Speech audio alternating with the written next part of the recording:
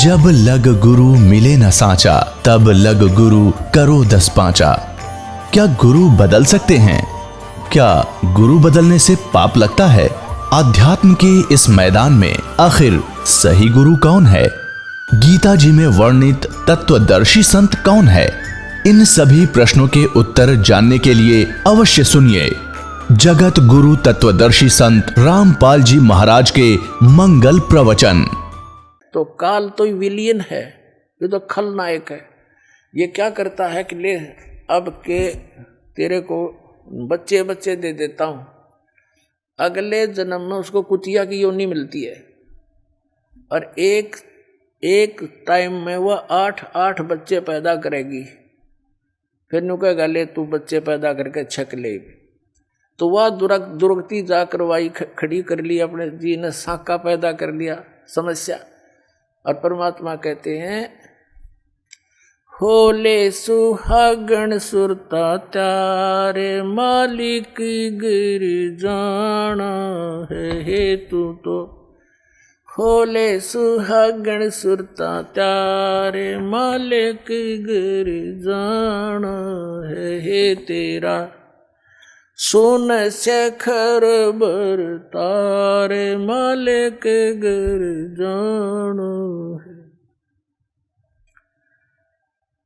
नाले दोले ओढ़ पैर लेकर 16 श्रृंगार। आज नहीं तय तड़के परसों आवेंगे तेरे लड़िहारे मालिक गिर जाना है तू। तो होले सुहागण सुरता त्यारे। तेरे साथ की कितनी जाली तू क्यों लारी वार। तेरे साथ की कितनी जाली तू क्यों लारी वार। गुड़िया खेलत जन्म गवाया लाया है नहीं विचारे मालिक गिर जाना है तू। तो होले सुहागण सुरता त्यारे है तेरा। सोन शेखर बर तारे। सतगुरु मारे बानिया है करते बनज व्यवहार। सतगुरु मारे बाणिया है करते बनज व्यवहार। बिन डांडी बिन पालड़े है तोले दिया संसारे मालिक घर जाना है तू। तो होले सुहागण सुरता त्यारे है तेरा। सोन शेखर बर तारे मालिक गिर जाना है। सोन शेखर में सेज पिया की हंसे हंस कर ले प्यार। सोन शेखर में सेज पिया की हंसे हंस कर ले प्यार। कहे कबीर सुनो मेरी सजनी लूटो वो अजब बहार मालिक गिर जाना है तू। तो होले सुहागण सुरता त्यारे मालिक गिर जाना है। इसमें क्या समझाना चाहा परमपिता ने? पुण्यात्माओं, हर तरह के वचन बोले परमेश्वर ने आप जी को यहाँ से निकालने के लिए। जैसे कुएं में बाल्टी गिर जाती है, उस बाल्टी यानी निकालने के लिए बाल्टी को एक रस्से से बांध कर हुक, उसको कांटा बोले, कांटे 20-21 कांटे वो हुक उल्टे सुलटे उसमें जकड़े हुए होते हैं उसे हुक। और वो इकट्ठा उसका ग्रुप सा होता है, रस्सी का बांध के और उसको नीचे डाल दिया जाता है और ऐसे कुएं में लाते हैं। वो तो एक हुक में बाल्टी को तो एक ही हुक में अटक जाना था, लेकिन वो 10, 15, 20, 21 डाल दिए। किस लिए? कि ना जाने कौन से में सूत बैठ जाए, उससे मुड़ जावे। एक न तो घुमाए जाए इधर उधर ना सेट हो, इकट्ठे डाल दिए कई, तो ना जाने कौन सा फंस जा निकला बाहर। तो परमात्मा ने हर तरह की वाणी बोली है। ना जाने किस पुण्यात्मा कौन से कांटे में फंस जा और निकल जा काल के कुएं तक। तो क्या बताते हैं, नाले धोले ओढ़ पैर लेकर 16 सिंगार। अब नाना धोना क्या है, सत्संग रूपी सरोवर में आत्मा के मैल धोए। श्रृंगार क्या करने हैं, शील संतोष दया विवेक दान धर्म भक्ति सिमरन, ये विवेक से काम लेना, ये आपके श्रृंगार हैं भगत के। बुराइयों से दूर रहना, भक्ति करना, दान देना, तो ये इस तरह की जो सेवा, हाथ से सेवा करना, ये श्रृंगार है इस आत्मा के, जिससे परमात्मा को प्यारी लगेगी। और कहते आज नहीं तो कल परसों तेरे आवेंगे लणिहार। लणिहार माने तेरे लेने वाले आएंगे जब तन भक्ति नहीं करीता है। यम के दूत आवेंगे और तुझे यहाँ से घसीट ले जाएंगे। फिर क्या बताते हैं, तेरे साथ की कितनी जाली तू क्यों लारी वार। जैसे बताते दरु गए, प्रहलाद गए, जैसा जहाँ तक उन्होंने गए हैं।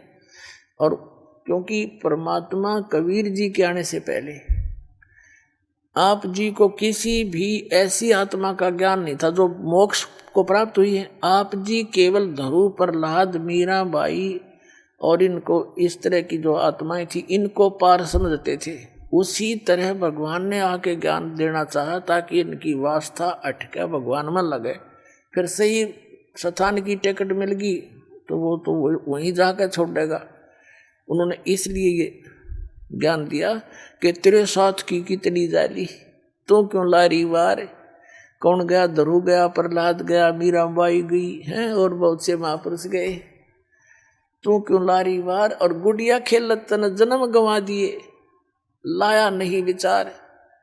यही विवाह हुआ है, संतान होगी, विवाह हुआ, संतान हुई। कुछ संतान कोई बीमारी से मर गई, कोई विवाह होने के बाद कोई कारण से चले गए, कोई और समस्याएं में फंस गए। आपकी मृत्यु होगी बच्चे होते ही। तो परमात्मा कहते तन गुड़िया खेलत जन्म गंवाया, लाया नहीं विचार। और जब आपको परमात्मा के सुख का ज्ञान हो जाएगा तो आप यहाँ संसारिक वस्तुओं की डिमांड भगवान से करना कति बंद कर दोगे।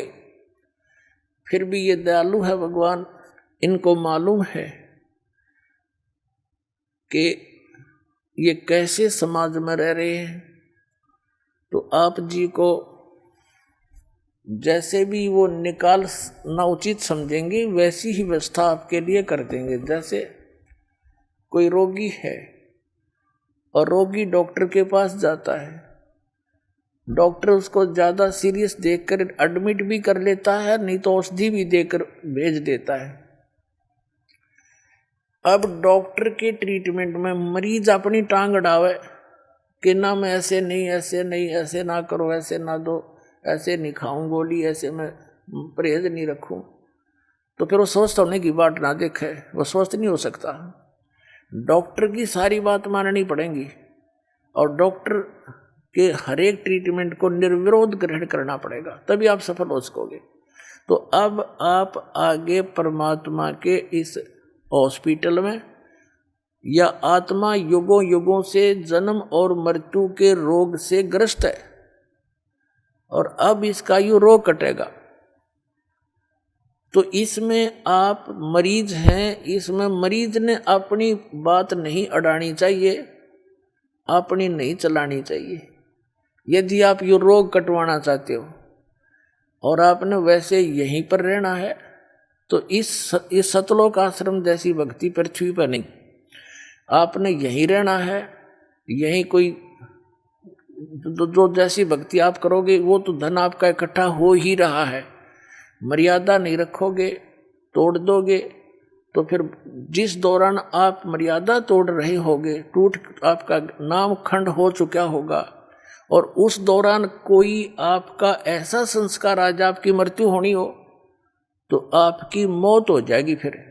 और फिर आप वो आम आदमी ने सोचेगा इसने नाम ले रखा था, देखिए इसकी भी मृत्यु होगी।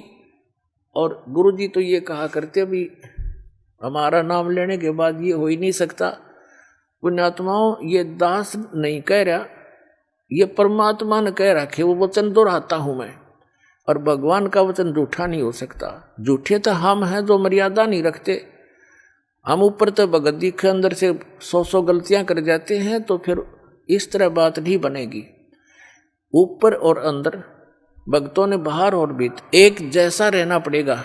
अब जैसे कई भक्त, क्योंकि दास का ते कड़वा अनुभव है इस मार्ग में जब से लगा हूं, जब उसी समय से संघर्ष जारी है। सन 1994 में पूज्य गुरुदेव जी ने दास को आदेश दिया था नाम देने का, दीक्षा देने का, सत्संग करने का।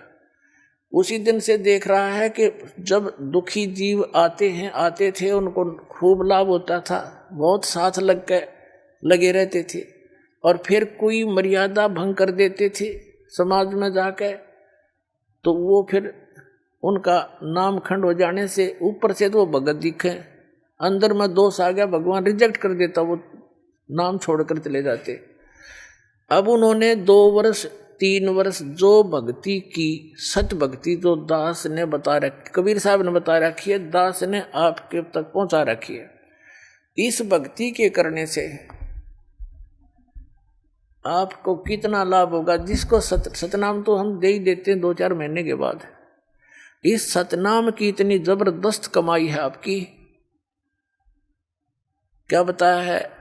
सतनाम पालड़ रंग होरी हो, 14 लोक चढ़ावे राम रंग होरी हो, 3 लोक पासे अंग धरे रंग होरी हो, तो ना तुलाया राम रंग होरी हो। क्या बताया है? आदरणीय गरीबदास साहिब जी को परमात्मा सचखंड लेकर गए थे सतलोक में, वहां का सारा सुख दिखाया और फिर वापस छोड़ दिया था। उस प्यारी आत्मा ने आंखों देखा भगवान से प्राप्त ज्ञान को। क्या बताया कि जो सतनाम है 2 अक्षर का, एक जिसमें ओम, एक तत् सांकेतिक, दीक्षित को पता है, दास से जो दीक्षा ले रखी है, इसका एक श्वास से सिमरन है इसका। अब देखो एक कबीर पंथी नाम तो देते हैं, जैसे मधु परमहंस रांझड़ी आड़ा, दुनिया ने मूर्ख बनाए बैठे, अपना जीवन नाश करे, रटबट करके मूर्ख बना रहा। नाम क्या देता? सतगुरु सतनाम। अरे कौन में हूँ, अरे कि ये जो कबीर पंथी दामा खेड़ा वाले, उनसे निकली जितनी गदियाँ हैं, ये नाम देते हैं सत्सुकृत की रहनी रहो, अजर अमर गौ निज नाम, यही हंस का काम, आदि नाम, अजर नाम, अमर नाम। ये कोई नाम है? कबीर साहब क्या बोलते हैं? कहते हैं श्वास उश्वास में नाम जपो, श्वास उश्वास में नाम जपो, व्यर्था श्वास मत खो, ना जाने इस श्वास को हो आवण हो के न हो। कहता हूँ कई जात हूँ, कहूँ बजा के ढोले, श्वास जो खाली ही जात है, ये 3 लोक का बोले। श्वास उश्वास में नाम जपो, व्यर्था श्वास मत खो, ये श्वास का सिमरन है सतनाम का। और गरीबदास साहिब जी कहते हैं ये एक श्वास उश्वास का नाम मर्यादा में तुमने एक ले लिया, लेने तो दिन रात हैं, जब भी दाव लगे, जब सिमरन की बौछार कर दे, शुरुआत कर दे, तो कहते एक की कीमत बताते हैं आदरणीय गरीबदास साहिब जी। कहते ओ हम सो हम पालड़े रंग होरी हो, और 14 लोक चढ़ावे राम रंग होरी हो, 3 लोक पासंग धर रंग होरी हो, तो ना तुलाया राम रंग होरी हो। अपने आत्माओं, इस नाम की कोई बराबरी कर पाओगा धरती पे? अब एक श्वास की, एक सिमरन की इतनी कीमत, और सारी उम्र वो तो नाम में गलत है, जो दूसरे नाम जपते हो उसका तो कहते युज नहीं। जैसे किसी ने भांग बोली तो भांग उगेगी उसकी, कीकर बीज ली तो बबूल ही होगा उससे। और ये असली मंत्र जो बीज है दास आपको देगा, इससे मोक्ष होगा आपका, और यहाँ भी सुख मिलेगा। तो क्या बताते हैं कि इस एक श्वास उश्वास की कीमत इतनी बताई है, एक पलड़े में तराजू के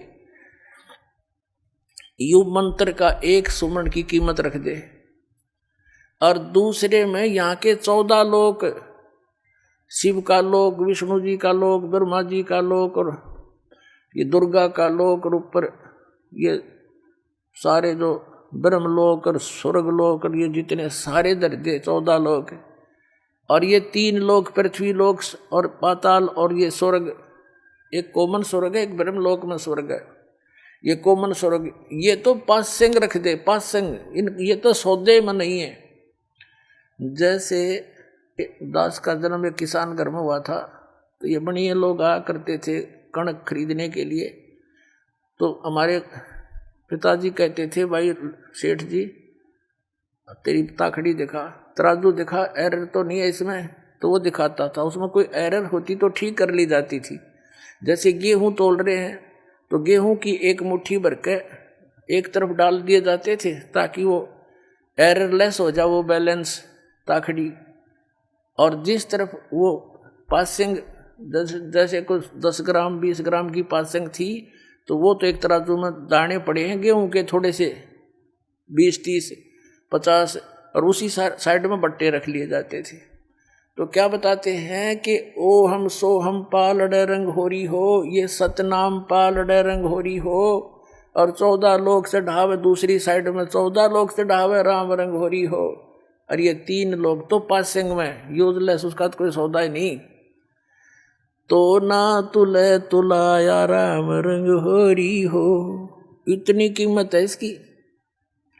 आज जो ये ब्रह्मा विष्णु महेश बने हुए ना, ये इस समय में जो अब आपका समय चल रहा है भक्ति का, इस समय ही ये मंत्र डिस्क्लोज होते हैं, उससे पहले इनको गुप्त रखा जाता है।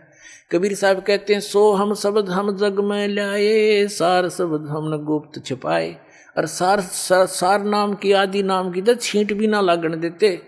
अब इस दास के ऊपर मेहर बख्शी है परमात्मा ने आपके तक पहुंचाने की, इससे पहले किसी को अलाउड नहीं था।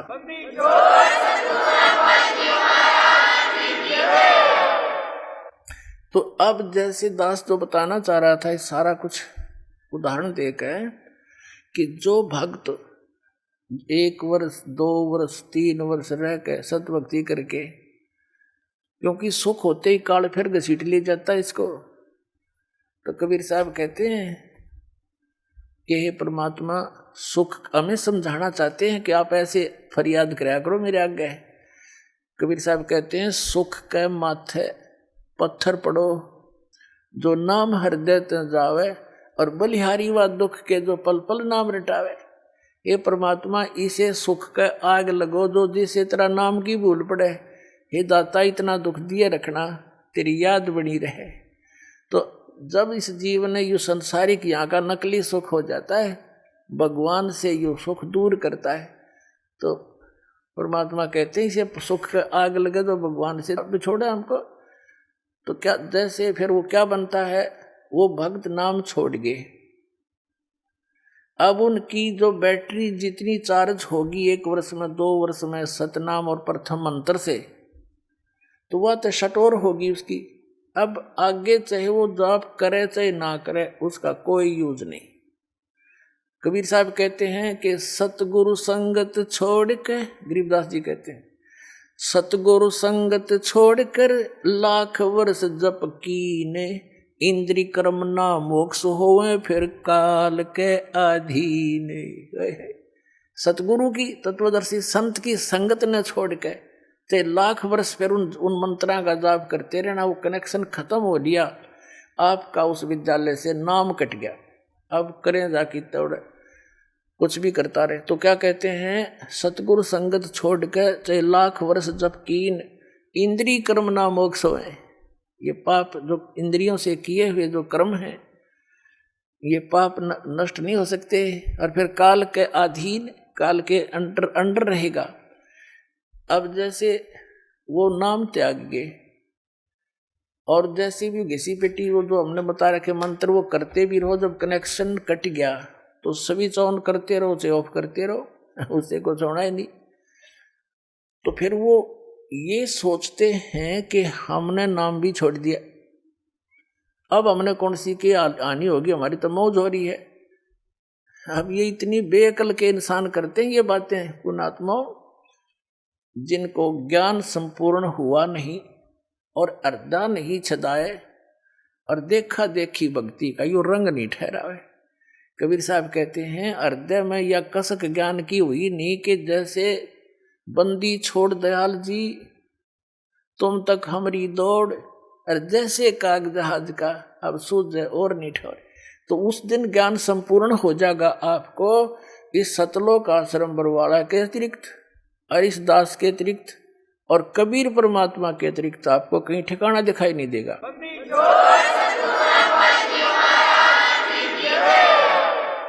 जैसे समुद्र के बीच में उस जहाज पर बैठे काग को उस जहाज के अतिरिक्त जहां भी वो बैठेगा उसका जीवन नाश ही होगा, उसको क्लियर पता होता है, तो वापस घूमकर उसको जहाज ही ठिकाना दिखाई देता अपने जीवन रक्षा का। तो उस तब जब आपको इतना ज्ञान हो जाएगा तब आपका हृदय में यो एक कसक बन जाएगी, छींट लग जाएगी, आपका हृदय में एक जख्म बनेगा, कबीर साहब के करक लगेगी, दुख कहते हैं। कबीर साहब कहते हैं कि कबीर वैद बुलाइया और पकड़ के देखी बाँ, और वैद न वेदन जान ही मेरा करक ले जे माँ। वह नारी करक लागेगी भगवान के नाम की। हे परमात्मा, ऐसा निर्मल ज्ञान, ऐसा निर्मल नाम और ऐसा स्थान एक नारी कसक बन जाती है, और पूरी पृथ्वी पर ये सब महापुरुषों के विचार आपके समक्ष रूबरू करा दिए। आपको तो घर बैठे सब कुछ मिल गया। इतने पुण्यकर्मी प्राणी हो आप, आपकी किस्मत का कोई अंदाजा नहीं लगाया जा सकता। आप कितने पुण्यकर्मी हो। सिर मार के मर गए ऋषि जंगलों में धक्के खा खा के, यह वस्तु नहीं मिली। आप कितने पुण्यकर्मी प्राणी हो। किसी को सीडी के माध्यम से, किसी को टीवी चैनल के माध्यम से, किसी भाई बहन के माध्यम से, कोई पुस्तक के माध्यम से घर बैठे भगवान का संदेश मिल रहा है, सत संदेश। तो आपकी किस्मत में कमी नहीं, कमी है तो आपके प्रयत्न में रह जाएगी, मिसगाइड ना होना। तो कहने का भाव ये है कि ज्ञान संपूर्ण होया नहीं, अर्धा नहीं छदाए, और देखा देखी भक्ति का रंग नहीं ठहरावे। तो दास आपको इतना ज्ञान से परिपूर्ण करना चाहता है कि आप यहाँ से टस से मस नहीं हो सकते, चाहे सारा संसार एक तरफ हो जाइयो, ऐसा ज्ञान से रंग दूंगा आपको, और विद सच्चाई के साथ में विद प्रूफ दूंगा आपको।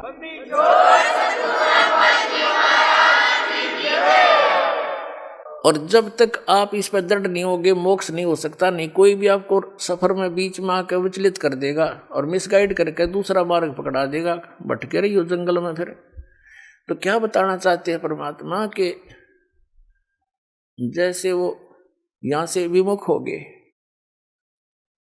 अब उनने जो 2-3 वर्ष 4 वर्ष ये सत साधना की मर्यादा में रह के वो तो स्टोर होगी उनकी।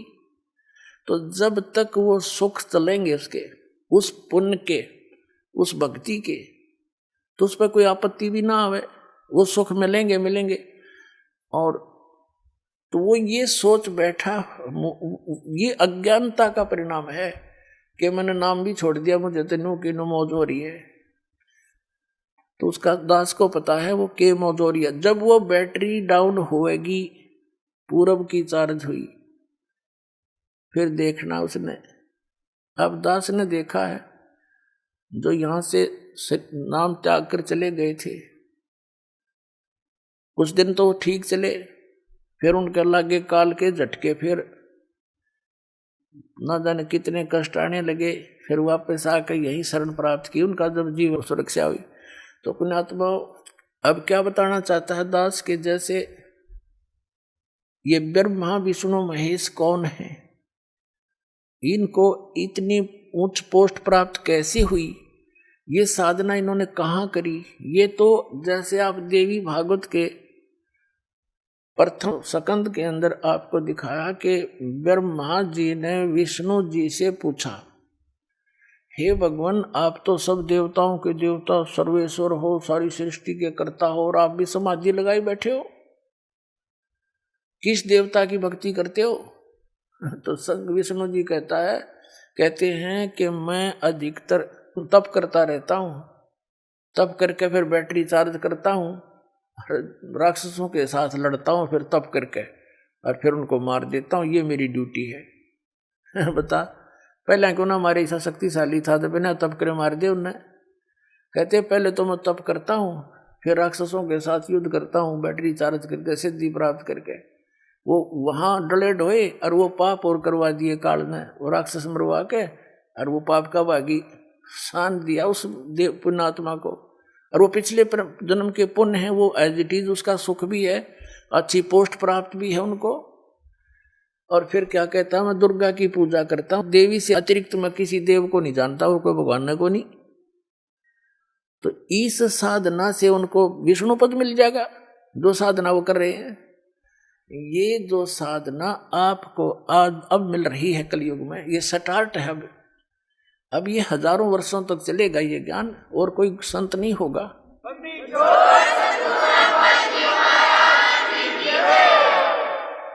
जब तक ये परमात्मा की दया रहेगी, और ये परमात्मा की ही देन है, ये जो टीवी बने हैं, सीडी बनी है, डीवीडी बनी है, और डिस्क बनी है, और ये इंटरनेट बना दिए, उस कबीर भगवान का दिमाग, परमात्मा का दिया माइंड है। ये जीव सत्र का नहीं, ये खोज, ये सत्कर मान लेना आप।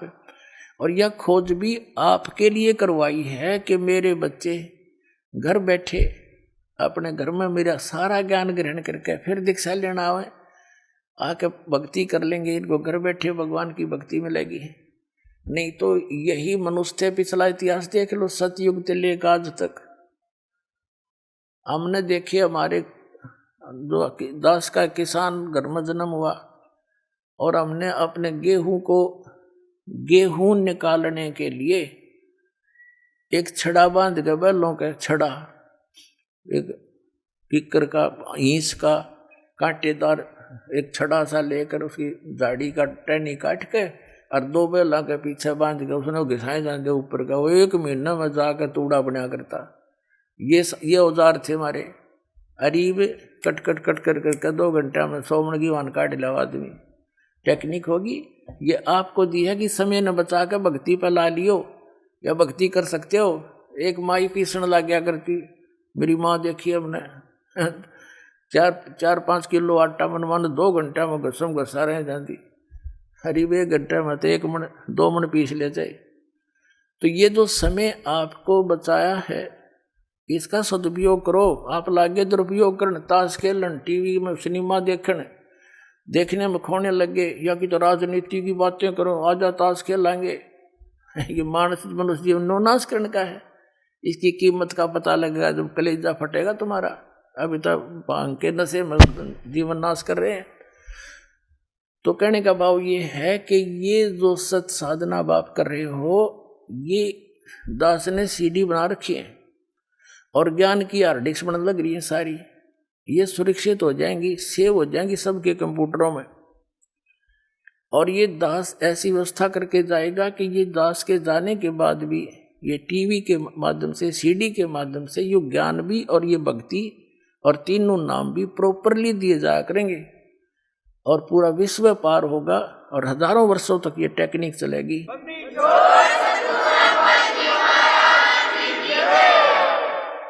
और संत की शब्द की शक्ति होती है, जो कह दिया वो फाइनल होया करे, उसमें वो काम करेगी। फिर वो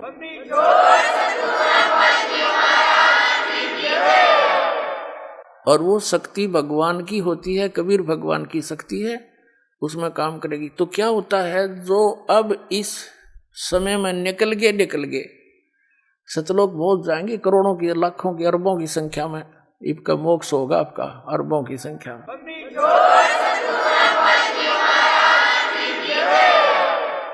और जो रह गए बच गए, नहीं पार हो पाए, पैर फिसल गया, या भक्ति तो इतनी गजब की बन गई, उनका तो ढेर लग गया पुनों का, तो फिर यू काल भगवान आपको पृथ्वी पर नहीं आने देगा, क्योंकि पृथ्वी पर आकर ही आपका भक्ति मार्ग शुरू होगा। जैसे विद्यालय में ही बालक पढ़ा करते हैं, फील्ड में जाने के बाद तो फिर वो नौकरी रह जा, पढ़ नहीं सकते वो, तो ऊपर के लोकों में रखेगा, स्वर्ग महास्वर्ग ब्रह्म लोक में जैसे प्रथम मंत्र की कमाई आप करते हो, उसके अंदर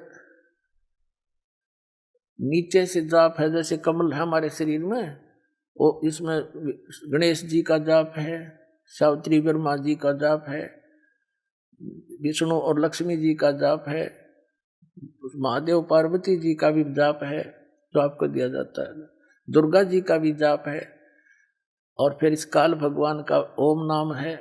देखो पुण्यात्माओं, कई भक्त विचलित हो जाते हैं कि जो सतनाम देते हो उसमें भी ये ओम मंत्र है, उधर प्रथम नाम देते हो उसमें भी ये मंत्र है, दूसरे भी मंत्र है। तो पुण्यात्माओं, जैसे एक व्यक्ति का नाम था मांगेराम, और उसने अपनी लड़की का ब्याह कराया, उस लड़की के पति का भी नाम मांगेराम। तो नाम से नहीं, तो जिसका यू नाम है वो है कौन? जब मांगेराम, तो किसकी बेटी है? वह क्या मांगेराम की? किसकी पत्नी है मांगेराम की? तो उस समय उस बहन का जो दृष्टिकोण है, पिता रूप में किसकी बेटी है? तो उस मांगेराम की वो सुरत उसकी कहाँ गई? अपने पिता के ऊपर। और पत्नी किसकी है मांगेराम की? किसके ऊपर गई? उस पति के ऊपर। तो ये मंत्र जो आपको दिए जाते हैं, जहाँ जब इनकी सुरती से जहाँ लगाओगी उसी का बोधन होगा, उसी की शक्ति संग्रहित होगी आपके अंदर, इतना समझना। अब कहने का भाव ये है कि जो प्रथम मंत्र के अंदर आपको जो नाम दिए जाते हैं, आप कमाई करते हो डट के, ये तो बहुत बहुत बढ़िया मंत्र है, जी लाग गया भक्ति करने में। और विशेषकर हिंदू समाज तो इन मंत्रों में रंगा, इन भगवानों में रंगा ही हुआ था, इन देवताओं को। लेकिन ये पूज्य नहीं है। पूजा में और श्रद्धा में, साधना में और पूजा में अंतर है। साधना तो जैसे जमीन के अंदर जल है, और जल प्राप्ति जल हमारा पूज्य है, उसको पाने के लिए जो भी हमने प्रयत्न करने हैं, औजार प्रयोग करने हैं, वो हमारी साधना है। और पूजा हम जल की कर रहे हैं, इतना ऐसे समझना पड़ेगा। हम कबीर साहब को पाना चाहते हैं, सतलोक जाना चाहते हैं, उसके लिए हमारे ये औजार हैं, जैसे जल निकालने के लिए बोकी और पाइप और हैंडपंप चाहिए। तो वो साधना है सारी मिला करके, और वो पूज्य नहीं हमारे वो औजार, लेकिन अनादरणीय भी नहीं, क्योंकि उन बिना वो पूज्य वस्तु नहीं मिले। वांछित वस्तु भी उन्हीं से मिलेगी, तो वो अनादरणीय कैसे आदरणीय है? संभाल कर रखेंगे, खराब ना हो जाए, खूब उन्हें साफ रखेंगे। तो ये ब्रह्मा जो मंत्र आपको दिए जाते हैं, ये साधना है, ये मजदूरी है। और हमारा सद्य सतलोक और कबीर परमात्मा है।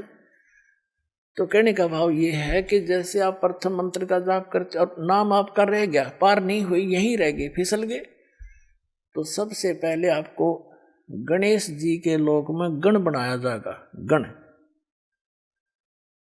और जितनी आपकी कमाई है प्रथम मंत्र की, वहां आप एक पद प्राप्त करके अपनी भक्ति नाश करोगे। फिर वहां से आपका मृत्यु होगी, फिर आपका विष्णु लोक के अंदर जैसे किसी देव के संस्कार से आपका वहां जन्म होगा, वहां एक उच्च पोस्ट प्राप्त करोगे, देवता बन जाओगे। तो भगवान शिव जी, भगवान विष्णु के होटल में, उस लोक में जाके आप उस विष्णु जी के मंत्र की कमाई नाश करोगे। फिर ब्रह्मा जी के लोक में ब्रह्मा जी वाले मंत्र की, दुर्गा जी वाले लोक में दुर्गा जी वाले मंत्र की भक्ति नाश करोगे। वो तो होटल है, आपकी पूंजी नाश हो सकती है, वहां पर कोई लाभ नहीं हो सकता, कमाई नहीं होती। ऐसे भगवान शंकर वाले मंत्र का वहां जाप का वहां नाश करोगे। उसके बाद फिर कहाँ आओगे? फिर नीचे नहीं आने देगा, फिर जाओगे ब्रह्मलोक में। जो आपने दूसरे मंत्र के जाप करे है ना, 2 मंत्र का, उनके उसमें सिमरण करते समय एक ब्रह्म का जाप है, एक परब्रह्म का जाप है। ये आपकी सुरती रहनी चाहिए, ये किसका जाप है, तो उससे उसका लाभ होगा। तो उसकी कीमत आपको मिलेगी ब्रह्मलोक में प्रथम ओम नाम की। और वहाँ एक बहुत बड़ा रेस्टोरेंट है, अन्य रेस्टोरेंटों से उसमें ज़्यादा सुविधा स्वर्ग में, तो वहाँ भी आपकी ही पूंजी नाश होगी। फिर इस काल ने वहाँ नकली अलखलोक, अलखलोक सतलोक, अलखलोक, अगम और अनाम अकैलोक बना रखे ब्रह्मलोक में। फिर आपका जो दूसरा मंत्र है उसका नाश वहां करवाएगा और फिर आपको पटकेगा कोई 1000 वर्ष कोई 1000 युगों के बाद पृथ्वी पर राजा बन जाओगे। राजा बनकर फिर शिकार खेलने जाओगे, अपने कर्म फोड़ के और फिर गधे बने बढ़कर खड़े पाओगे। ये आपकी फिर उस सारी कुछ क्रिया का फिर वहीं जैसे थे। तो ये जो ब्रह्मा विष्णु महेश बने हैं ये भी इन्हीं भक्ति के किए हुए इनका संग्रह शेष था। उन्हीं आत्माओं को ये अपने एक रिजर्व कोटे में रखता है ये काल। स्वर्ग महासु इसमें नकली अलख लोक, अगम लोक, सतलोक बना रखे वहां रखता है। उन्हीं में से छांट लेता है आत्मा, अपनी पत्नी दुर्गा से उनका जन्म करता है, देता है और उनको एक एक गुण युक्त बना करके जैसे ब्रह्मा जी की मृत्यु होएगी उससे पहले नेक्स्ट ब्रह्मा उत्पन्न करके उसको अचेत रखेगा, कोमा में उसकी परवरिश रखेगा। उस ब्रह्मा के मरते ही दूसरा दर देगा ठाक है। वो वर्तमान वाला ब्रह्मा गधा बना पाओगा कितना, या भूत पिक्चर बनकर भटक रहा होगा। नेक्स्ट विष्णु मरेगा, विष्णु की मृत्यु से पहले नया विष्णु तैयार करके पैदा करके 20-25 साल का तैयार रखेगा और उसको तुरंत दूसरा रख देगा। और ऐसे शिव जी की मृत्यु के बाद दूसरा शिव बना पैदा करके रखता है। ऐसे ये होते हैं वो पुण्यात्मा जो अब की हुई भक्ति के उस भक्ति धन से वो पोस्ट प्राप्त करते हैं। तो बाढ़ में जाया ब्रह्मा विष्णु में इसकी पदवी फिर गधा बनेगा, 84 लाख योनियों में भटकना पड़ेगा। तो इसके लिए परमात्मा कहते हैं मन तू सुख के सागर बस रे भाई और न ऐसा यस रे। मन तू सुख के सागर बस रे भाई और न ऐसा यस रे। सर्व सोने की लंका होती रावण से रणधीरम। सर्व सोने की लंका होती रावण से रणधीरम। एक पलक में राज बिराजी वो जम के पड़े जंजीर। मन तू सुख के सागर बस रे भाई और न ऐसा यस रे। यस माने महिमा, यहाँ की नकली महिमा है। आज विष्णु जी के पद को प्राप्त है और कुछ दिनों के बाद यही यहाँ पशु योनि में घूम रही होगी वो आत्मा। होय होय। तो पुण्यात्माओं ये अनमोल रतन उस परमात्मा बिना हमने कौन हाथ आन दे। आपके साथ रहता भगवान कनेक्शन नाम लेने के बाद। आप घर जाते हो साथ पहुंच जाता, जैसे बिजली का कनेक्शन पावर हाउस से दे देता लाइनमैन, और आपके जाने से पहले बिजली आपके घर पर होती है। तो परमात्मा का कनेक्शन आपके घर पर जा चुका होगा जिसने आज नाम ले लिया। पर कनेक्शन कट ना देना, इसको संभाल के रखना।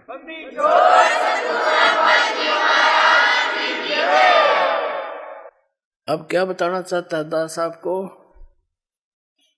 कि यहाँ का जो यश है यो नकली है, ये कोई यश नहीं है। जैसे अभी आपको बताया कोई राजनेता था, उसका स्टैच्यू बना रखा है, वो कितना कुत्ता कौवा बनकर अपने सटोची में मूत रहा है और वहाँ उसकी पूजा हो रही है। वो खाक स्टैच्यू खाक यश हुआ उसका। ते कितने गीत गाए जाओ उसकी तो ब्रांड मैटी हो रही जीव की। तो हमने ये दुर्गति से पीछा छुटवाना, संसार के चोचलों को देखना नहीं है, तब हम आगे चल पाएंगे सफर में। क्या बताते हैं? मन तो सुख के सागर बस रे भाई और न ऐसा यस रे। सर्व सोने की लंका थी वो रावण से रणधीरम। सर्व सोने की लंका थी भाई रावण से रणधीरम। एक पलक में राज विराजियो जम के पड़े जंजीर। मन तू सुख के सागर बस रे भाई और न ऐसा यस रे। अब क्या बताते हैं कि सारी सोने की लंका थी, और एक पलक में आंडी पाके अंडा था। एक पलक में मृत्यु हुई, लागे सुंडी में बाण उसके, और पड़ा नो मुंह बाके इब गदा बना अंडा और रावण। और देखिए नकली हमारे गुरु के क्या करते हैं, बोला रामचंद्र जी के हाथों से मर जाने से उसकी गति होगी, वो तो स्वर्ग में गया, ऐसा 1.5 स्वर्ग में जाया करे, धड़ी है 100 झोटिया मांस खा जा, 100 मटके पानी दारू पिया करता, अरे ऐसे कुबद करनी आदमी स्वर्ग जाएगा? राम तो मरो चाहे किससे तो मरो, अगर राम के हाथों मरने से मोक्ष होता है तो राम पहले अपने कुंड पर मारा हो सबसे पहले। ये तो बनावटी बातें, मूर्ख बनाने वाली बातें थी। बुरे कर्म करनिया व्यक्ति आप मरो चाहे किसी का मारा मरो, उसने दुर्गति को प्राप्त होना होता है। तो परमात्मा कहते हैं उसके जम के दूत ले गए पकड़ कर रावण को, कुबद्दी को। और उससे पहले आप तो एक चिप्स लगा के कोठी बना लोगे 2-3 मंजिल की, 2 बना लोगे, 3 बना लोगे, और वो सोने की बना रहा था सारी, और फिर भी साथ ना रही।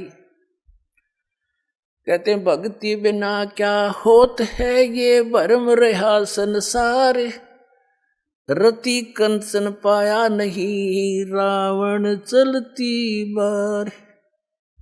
भक्ति बिना क्या होता है ये भरम रहा संसार, 1 ग्राम भी सोना ना ले जा सका वो रावण चलती बार। यहीं डले डो के गोबर के बूंद की तरह यहीं छोड़ जा, और जीवन अनमोल नाश कर दिया। तो क्या बताते हैं, उदय अस्त बीच चक्कर चले छे ऐसी जन ठकुराई, उदय अस्त बीच चक्कर चले छे ऐसी जन ठकुराई। चौणक ऋषि स्वर कल्प करी जब खोज न पाया राई, मन तू सुख के सागर बस रे भाई और न ऐसा यस रे। एक मानदाता नाम का चक्रवर्ती राजा था पूरी पृथ्वी पर, उदय अस्त में उसका ही राज्य था, यानी पूरी पृथ्वी पे।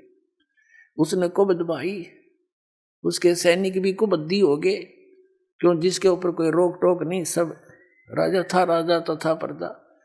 एक चुणक नाम के ऋषि से उन्होंने कोई अपशब्द कह दिए, मतलब ऋषि ने यही पूछा था भी कहाँ जा रहे हो, ये घोड़े पर सवार क्यों नहीं है कोई व्यक्ति सैनिकों। तब सैनिकों ने कहा जी ऐसे ऐसे बात है, राजा चक्रवर्ती मानदाता राजा का घोड़ा है, पूरी पृथ्वी पर हम घूम कर आए हैं, किसी ने राजा का घोड़ा पकड़ा नहीं। तो उसने चुणक ऋषि अपनी भक्ति कर रहा था, उसने पूछा कि इस घोड़े को पकड़ लेने से क्या होता, कि उस जो घोड़े को पकड़ता, इस राजा के घोड़े को सैनिक बताते हैं ऋषि जी को, कि उस व्यक्ति ने मानधाता चक्रवर्ती राजा के साथ युद्ध करना पड़ता जो इस घोड़े को पकड़ देता। राजा के पास 72 अक्षौणी सेना है। चुणक ऋषि ने पूछा कि क्या किसी ने नहीं पकड़ा? सैनिक कहते हैं किसकी मां ने दूध पिलाया है, इस घोड़े को हाथ लगा दे, जाड़ फोड़ दे हम, 72 करोड़ सैनिक हैं। अब ये काल का जाल है। उधर से ऋषि जी में सिद्धियां थी, भक्ति काल की भक्ति करके एटम बम बना हुआ था। उसने खड़ा हुआ और कहा कि ला मैं बांध लेता हूं घोड़े को, मैंने पकड़ लिया घोड़ा तेरे राजा का। अब वो सैनिक कहते रहे कंगाल तेरे दाने तो खाने को नहीं, तू क्यों बकवाद करे, छोड़ दे, तेरी क्यों सहमत आई है। ऋषि कहने लगा जा बुला लो तेरे राजा ने। उन्होंने राजा को नमक मिर्च लगाई जी आज एक व्यक्ति ने घोड़ा पकड़ा है, कल दूसरा हिम्मत करेगा, इसको सबक सिखाना चाहिए। मंत्रियों ने कहा, राजा ने कहा जाओ ले जाओ।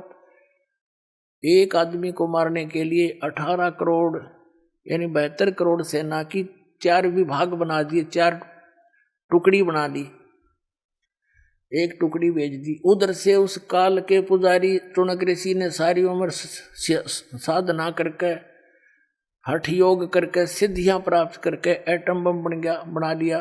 वचन से एक पुतली बना दी, वह पुतली छोड़ दी, वह एटम बम की तरह वो अनेक होगी वहां पर। और उसने सब 18 करोड़ सेना का नाश कर दिया। 72 करोड़ सेना की 4 टुकड़ी भेजी चुनक ऋषि को मारने के लिए मानधाता ने, और ऋषि ने 4 पुतली बना दी एटम बम। वो चारों के चारों ने 72 करोड़ सेना का नाश कर दिया। अब हो गया राजा जैसा था। तो कहते हैं यहाँ नकली काल कोई ना कोई बकवाद कराए बिना रहे को नहीं। यहाँ यूँ किसी ने सुखी ऋण नहीं दे सकता। थोड़ा बहुत जो यहाँ का हल्का सा सुख है वो भी ना रहने देता। जैसे कोई व्यक्ति अपना ठीक जीवन जी रहा है। एक नेक व्यक्ति था, अपना भगवान से डर कर रह रहे थे, भक्ति तो नहीं करते थे, वैसे भी अच्छे नेचर के थे। तो उनके लड़के ने कुबज कर दी, किसी लड़की के साथ हुक कर दी, और वो तगड़े घर वाले आदमी थे, लठा वाले। उस नालायक बालक ने अपनी भी देही तड़वाई और माँ बाप और कुटवा दिए, उनकी भी देही तड़वा दी। बता के कर लिया। तो यहाँ ऐसा जालिम समय स्थान है पुण्यात्माओं, यहाँ से निकले पार पड़ेगी। और ईब वो निकलन का प्रॉपर वे आपके पास है, और देर ना लाओ, तुरंत काम करो, चलो सतलोक में, जहाँ सदा सुख रहेगा आपको।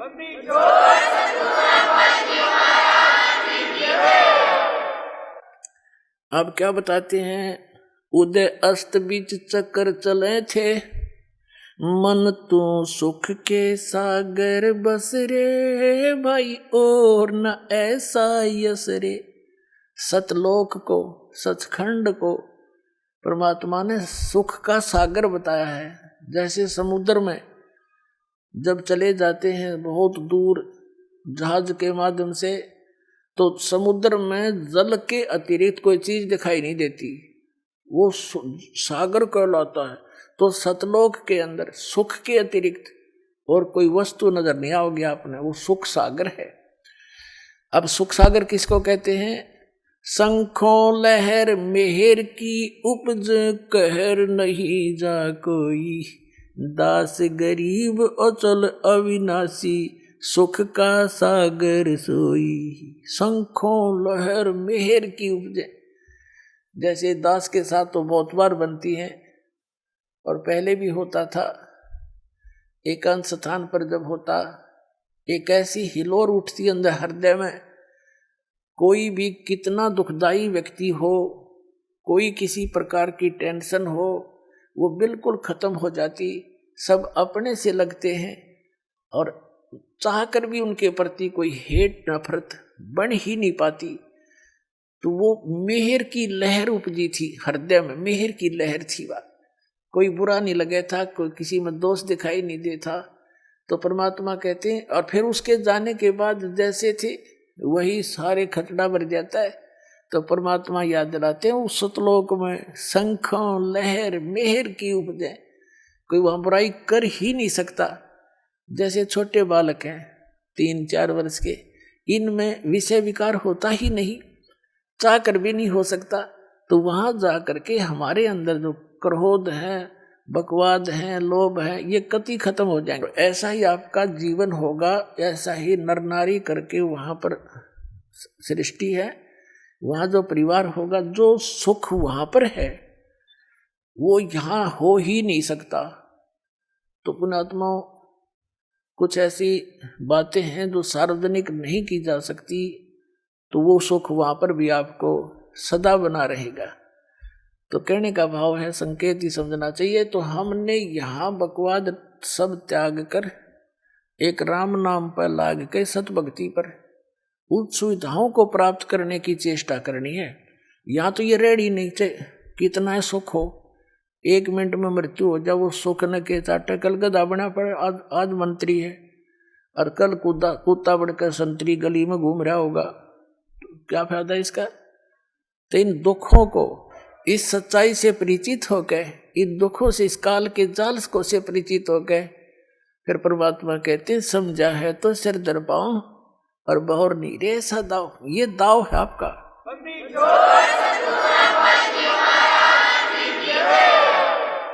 कहते समझा है तो सिर धर पाओ और बहुर नीरे ऐसा दाव। सिर पर पाँव रखना, पूरी स्पीड तो भागना। जैसे आदमी कोई पीछे कोई आपत्ति हो, जैसे पागल कुत्ता देख ले को तेरी तरफ भाग रहा है और वो स्पीड खींच ले तो उस तो डबल स्पीड तो भागे पार पड़े उस तो बचने के लिए, या ऐसी जगह पर पहुंचे जहाँ उसकी रेंज ना हो।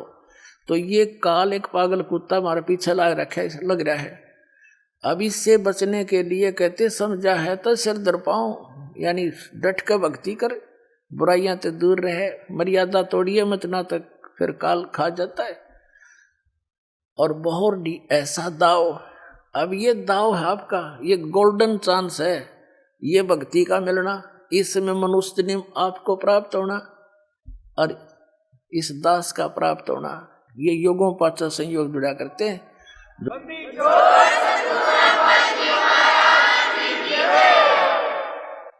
तो क्या बताते हैं, उदय अस्त बीच चक्कर चले थे ऐसी जन ठकुराई। उदय अस्त बीच चक्कर चले थे ऐसी जन ठकुराई।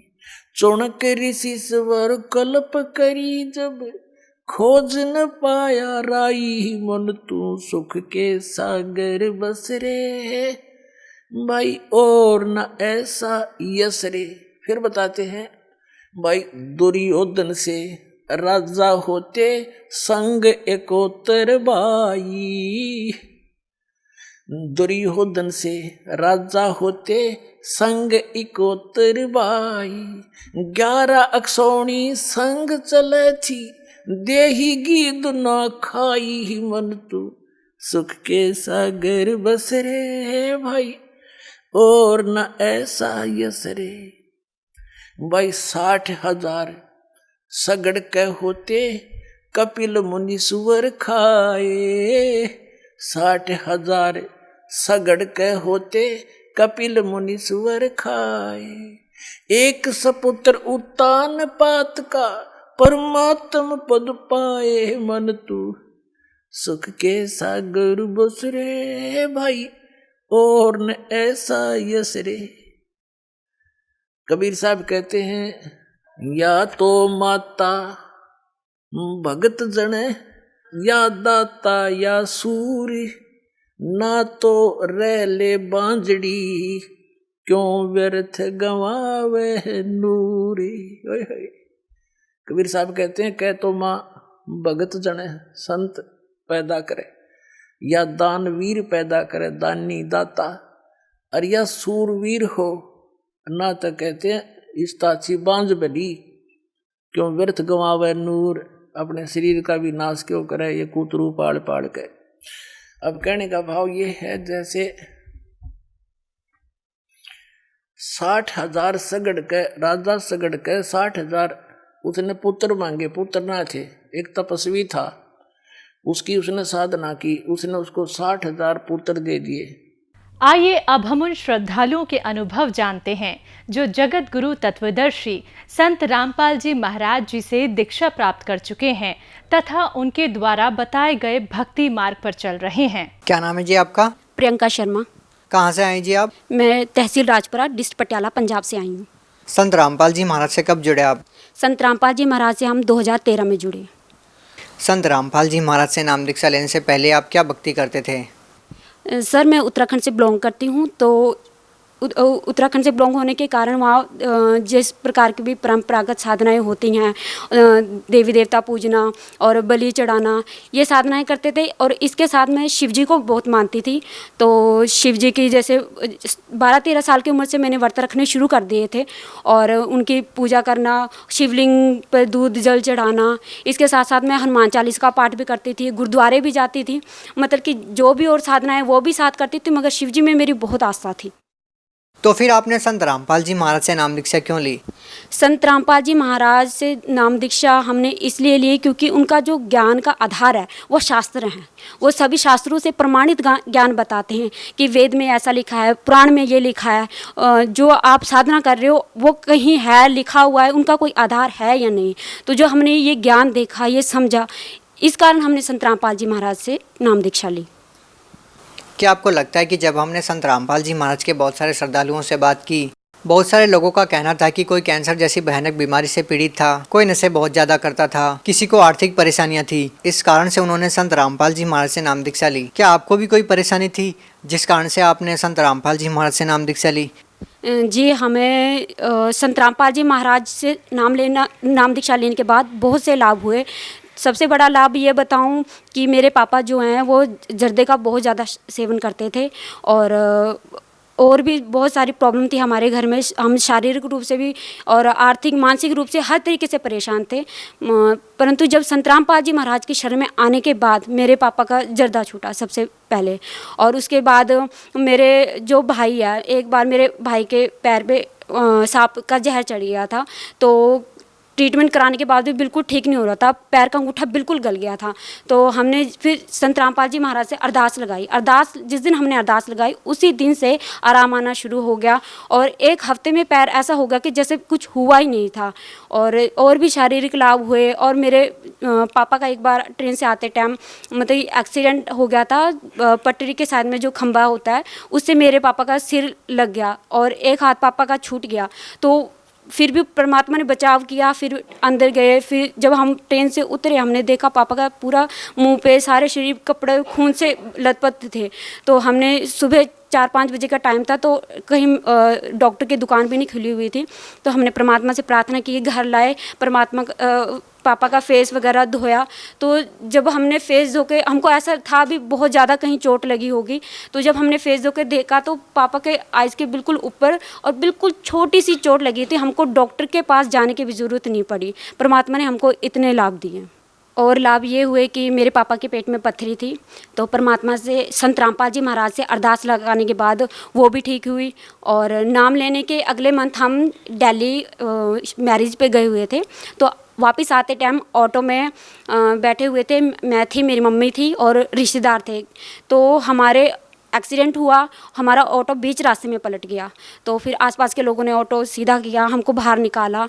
तो उसमें मेरी मम्मी और मैं बिल्कुल सुरक्षित बच गए। बाकी जो रिश्तेदार थे, किसी के हाथ टूटा, किसी के पैर का नाखून तक निकल गया था, किसी के जो ऑटो में मीटर लगा तो उसकी पत्ती यहाँ हाथ में घुस गई थी। तो इतना बुरा हाल हो गया था, मगर मैं और मेरी मम्मी बिल्कुल सुरक्षित बच गए।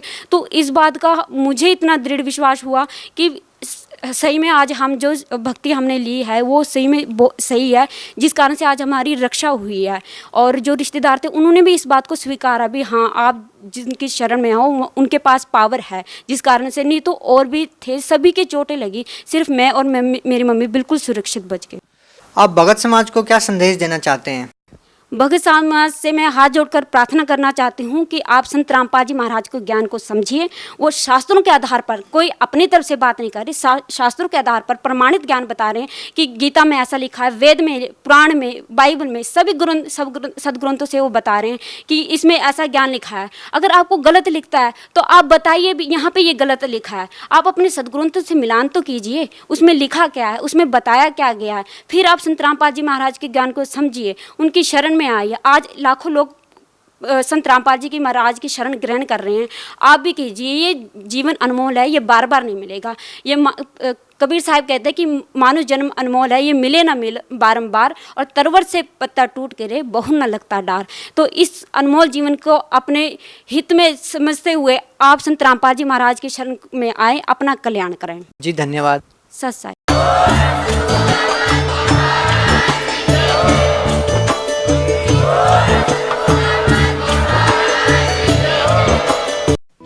आप सुन रहे थे जगत गुरु तत्वदर्शी संत रामपाल जी महाराज के मंगल प्रवचन। अधिक जानकारी के लिए संपर्क करें